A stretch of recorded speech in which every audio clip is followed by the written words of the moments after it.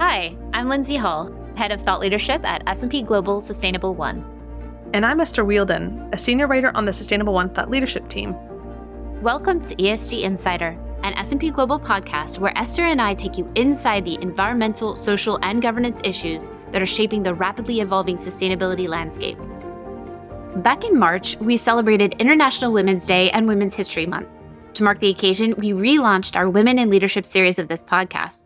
And throughout 2024, we'll be speaking to women CEOs and leaders from across industries and all over the world. Diversity in leadership has been a focus for many stakeholders in the corporate world in recent years, and gender diversity in particular is where we see the most companies creating policies. But women still hold a relatively low share of corporate leadership roles.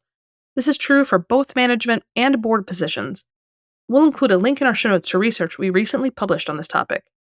And we know from our data what the numbers show us, but we wanted to understand what's behind those figures.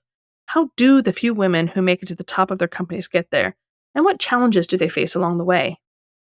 So far in our 2024 series, we've heard perspectives from the US, Europe, and Asia, and women leading companies in clean tech, consulting, and consumer goods. Today, we're talking to Bonnie Lee. She's the president and CEO of Hanmi Financial Corporation and Hanmi Bank. That's a community bank based in Los Angeles. Hanmi Bank was established in 1982 to serve the underserved Korean American immigrant community. Today, it serves multi-ethnic communities throughout its network of 35 branches and 8 loan production offices. Bonnie took on the CEO role in May 2019, and in 2023, the Los Angeles Business Journal named her to its Women of Influence in Finance list. American Banker named her one of 2023's most powerful women to watch honorees. As we'll hear Bonnie explain today, her personal path to banking began when she watched her parents applying for a small business loan. I started my career in banking through a management training program that started in 1980s. And then I have had various positions at a number of institutions. And my career actually began when my parents applied for a small business loan to purchase a wholesale fruit and vegetable business in Los Angeles. And through the process, I got interested in banking. And when there was open recruitment for management trainee position, I applied. And from my recollection, there must be about 60, 70 candidates. And I was chosen as one of 3 finalists in my career as a management trainee for that organization. And during that time, we had to go through, I think it's over a year program. And then you had the experience of learning from the branch operation to the lending area to even in the corporate side and compliance risk and accounting. So that was really a good opportunity for me to actually see the kind of bird's eye view of how banks operate. And, from that point on, I really truly had really a front row seat to the, needs of the small businesses because we are targeting mainly the business community. And the sort of small businesses did not have much resources at the time. So surely that was kind of the growth for the ethnic banks at the time. Okay, and when you started in that trainee program, did you have your sights ultimately set on the CEO role, or how did that come about? No, actually, it took me a couple more years to really settle banking as my career. Is this a career that I really can devote myself and build as a career? So I had my doubts, but I was lucky enough to have great mentors and my managers. They invested in me. They believed in me. So I had an opportunity to be trained under really fantastic bankers. And I just worked hard. And whenever there's an opportunity to learn, new areas of banking, so I continued to learn and then educate myself. And that's how my career advanced. And it wasn't really true.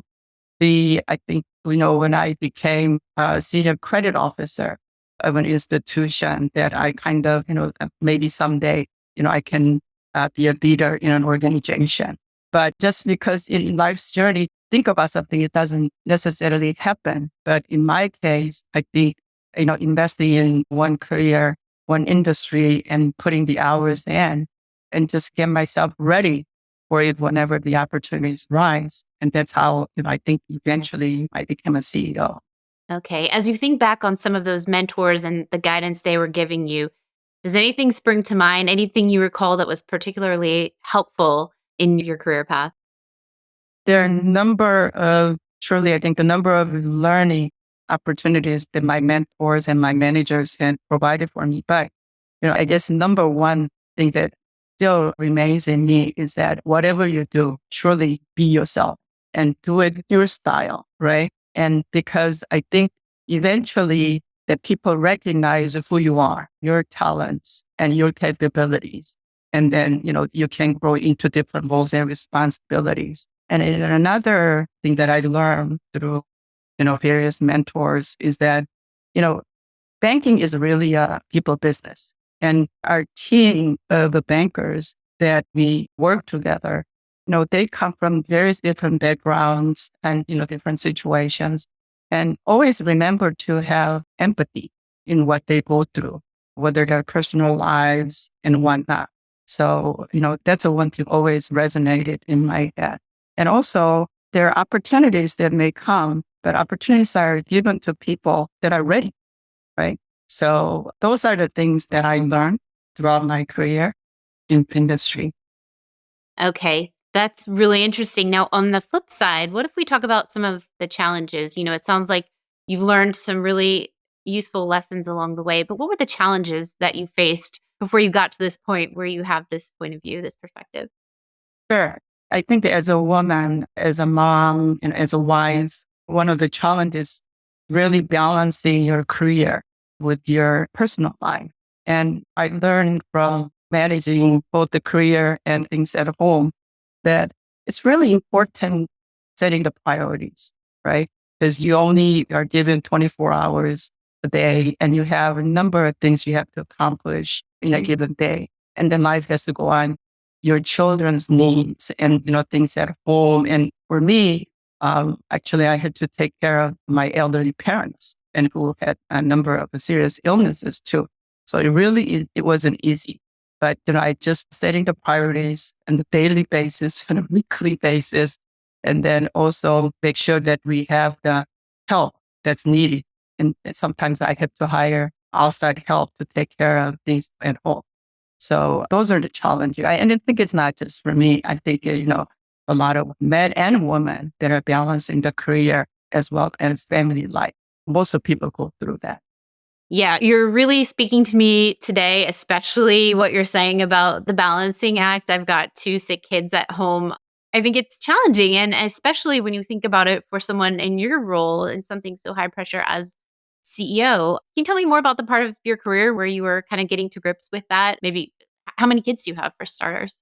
I have two wonderful daughters. And then I think that, children, the various stages, I think when they're very young, there's more physical demand, right? And then as they grow older, there's more emotional demand. And then I think when they're much older, then there's a financial demand. And then you have to think about their career and who they marry and all that stuff, the entire life.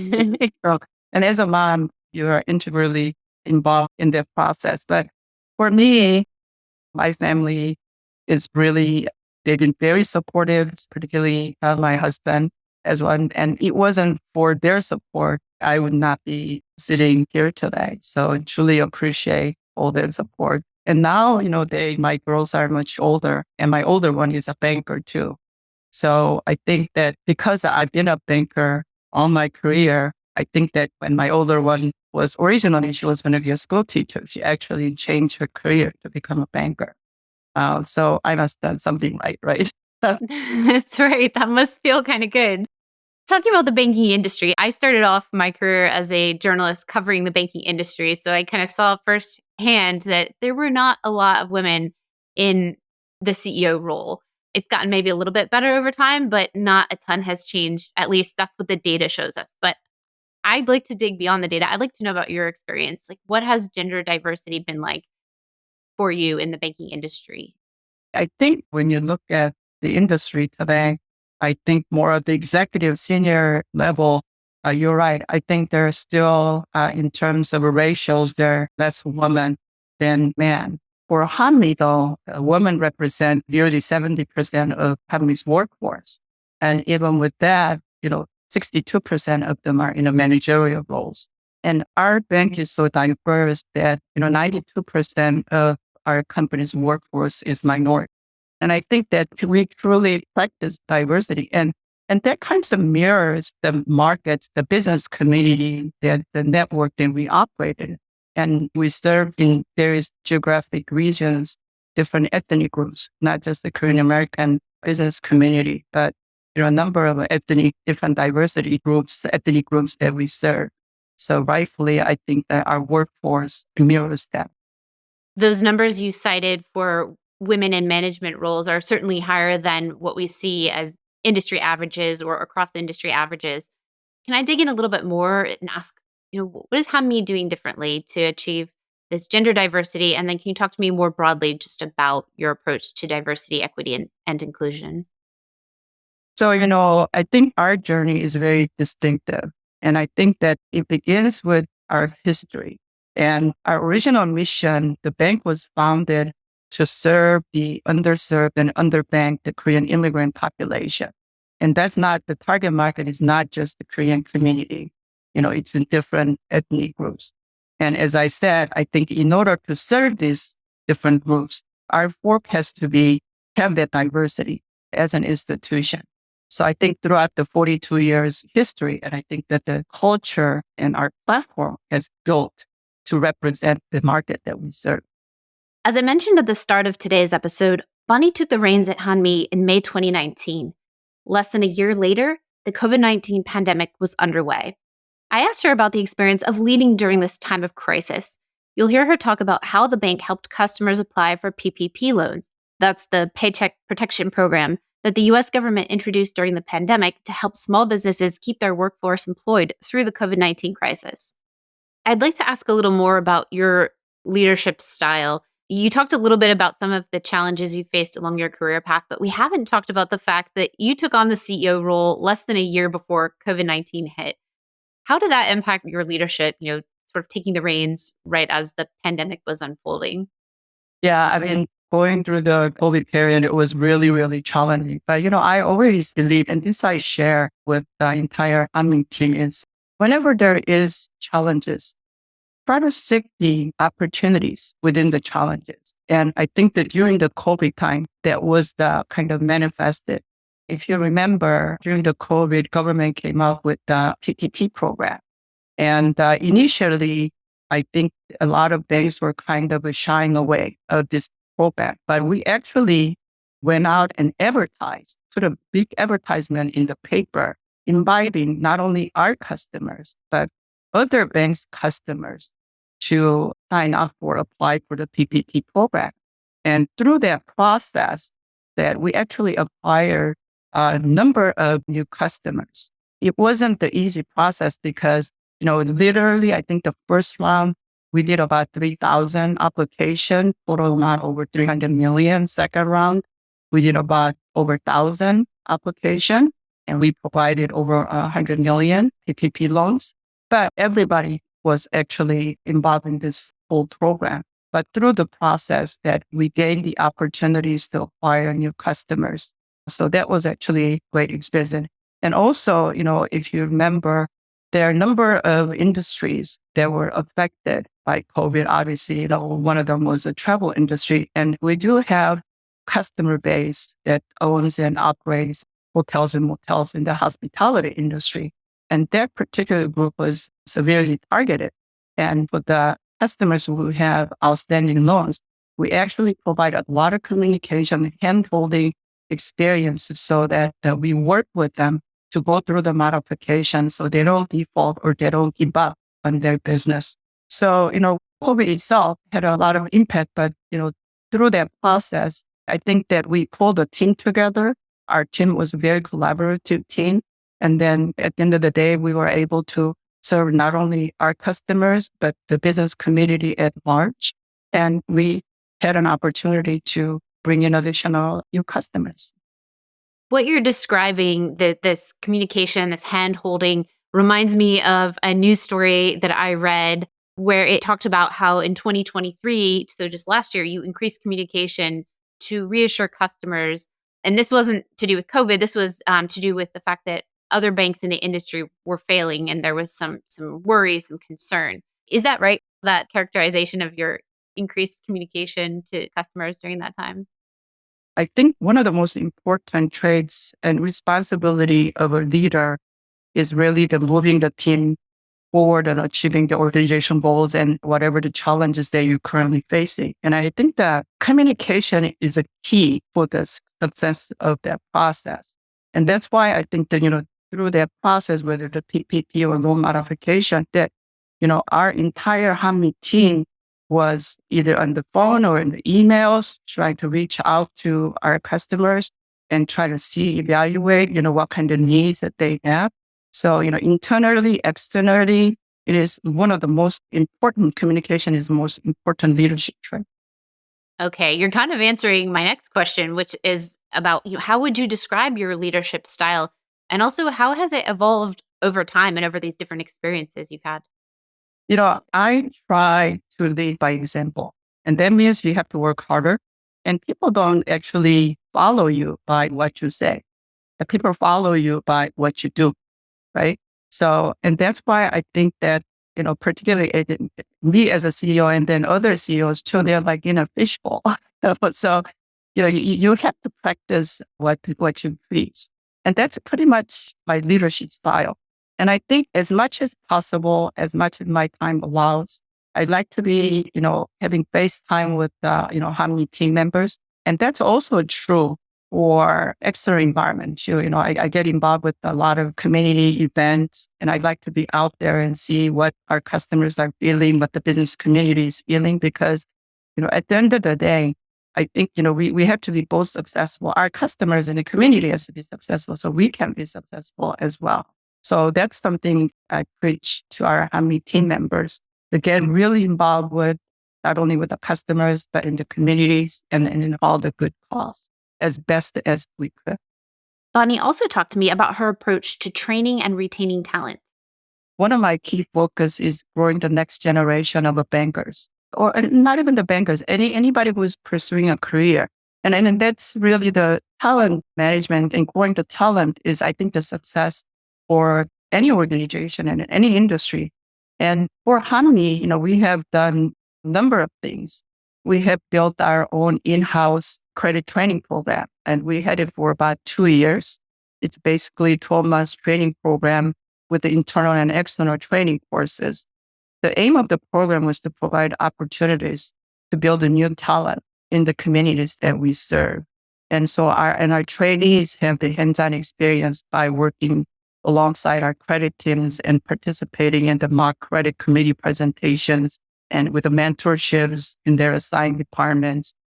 So it's really a good opportunity for them. The program has been very successful. And so from that, our existing credit officers also wanted to strengthen their skills. So, this cohort, we are providing the same type of training for the existing credit officers.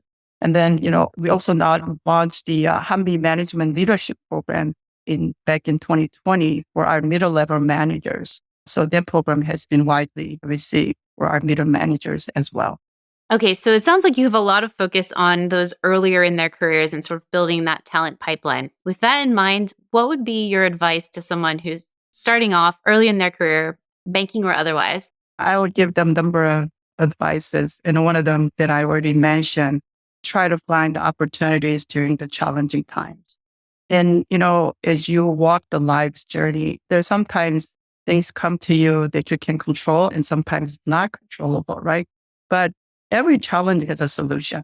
And I think that as long as you just anticipate, within the given information, given environment, I think that those that prepare yourself and seizing the opportunities to come, I think those people will be the successful one. But I think whether you are banking or not, and as best as anticipate and assess the situation that you're in. But never forget, always the hard work is the core component of the success. And particularly for the younger generation, don't practice the shortcuts. You think you may get there, in a shorter time, but you are actually detouring in your career. So that's a one advice. And, everybody makes mistakes as well, as best as we could. try to, make the best decisions and whatnot. But I think the failures, life's failures are your biggest teachers. As long as you can learn from it and pick yourself up and back. And that's how you continue, whether your personal life or your professional life. I love that. Is there, in our last minute here, is there any failure that you in particular look on in your career that has taught you? I had a number of failures as well, but I think that once it's water under the bridge, I think as long as you learn the key things and you just do not repeat the mistakes, I think you're all good. And as I said, I served under 12 different CEOs, and everybody was a teacher. We learned from their success and their mistakes. So today we heard Bonnie explain that she didn't initially set out to become CEO, but she said she put in the hours, put in the work, and she was ready to say yes when new opportunities arose. She also talked about the role that mentors played in her career. She said she's worked under a dozen different CEOs during the course of that career, and she learned from each. She talked about Hanmi's focus on diversity and how the bank's workforce mirrors the diversity of the markets it serves. And like we've heard from other women in this series, she talked about the role that empathy plays in her leadership style. Because ultimately, she said, banking is really a people business.